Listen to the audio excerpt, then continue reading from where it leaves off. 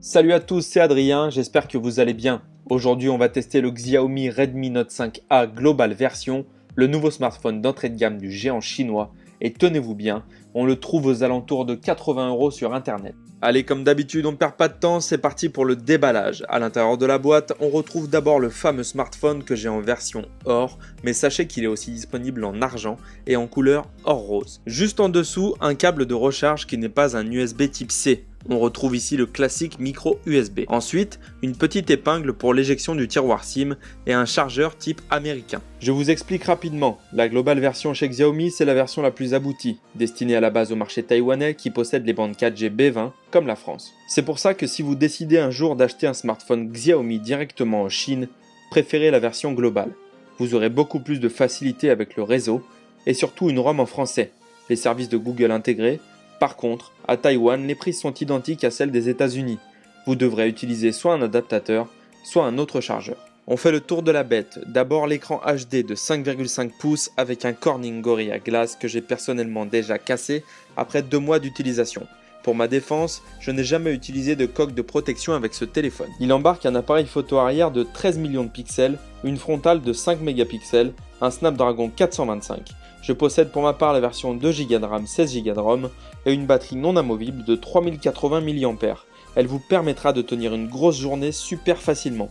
Personnellement, je débranche mon tel le matin à 6 h et quand je le rebranche le soir vers 22 h, il me reste encore de quoi faire. Et c'est vraiment appréciable. Un gros bon point pour Xiaomi. Vous pouvez utiliser 2 cartes nano SIM en simultané avec une micro SD. Le tiroir SIM est plus long et c'est sans compromis. Si vous avez 2 lignes téléphoniques mais que vous voulez optimiser votre mémoire avec une carte micro SD, vous pouvez facilement le faire et ce jusqu'à 128 Go. Le téléphone est intégralement constitué de plastique et s'abîme assez rapidement sans protection. Sur la tranche inférieure, il y a 2 espaces symétriques pour les haut-parleurs, sauf qu'il n'y a que celui de droite qui fonctionne. Le son est correct, mais si vous voulez écouter la musique, je vous conseille la prise jack 3.5 qui se loge à côté du capteur infrarouge. Le capteur infrarouge, c'est la belle surprise. À l'instar du Samsung Galaxy S6, vous pouvez utiliser votre smartphone en tant que télécommande universelle grâce à une appli dédiée. C'est top, ça marche à tous les coups, moi j'adore. Le téléphone tourne sous Android 7 avec la surcouche MIUI 9.5.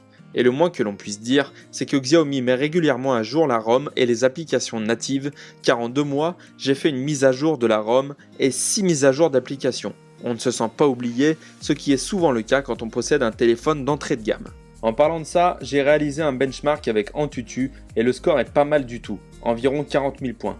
Je vous explique rapidement, ce modèle d'entrée de gamme est au niveau du Galaxy S5 qui était le ultra haut de gamme de 2014. Au niveau de la ROM, c'est très fluide, le multitâche ne lag pas et c'est plutôt joli. Si ça ne vous plaît pas, vous pouvez installer des thèmes pour changer l'apparence. Par contre, les boutons de navigation ne sont pas intégrés à la ROM.